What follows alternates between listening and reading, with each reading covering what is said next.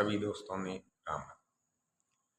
तो दोस्तों, रामचंद्र जी वनवास किया वो तो अपन हेमंत जी ने और 14 साल राम जी वनवास हुयो तो सब भजनों में गा रिया है और शास्त्री है।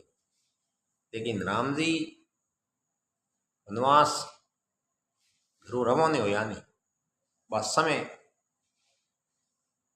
कही थी किन टेम हुए जो कितना बजी रवाने हो या वो के नहीं याद हुए तो बताओ।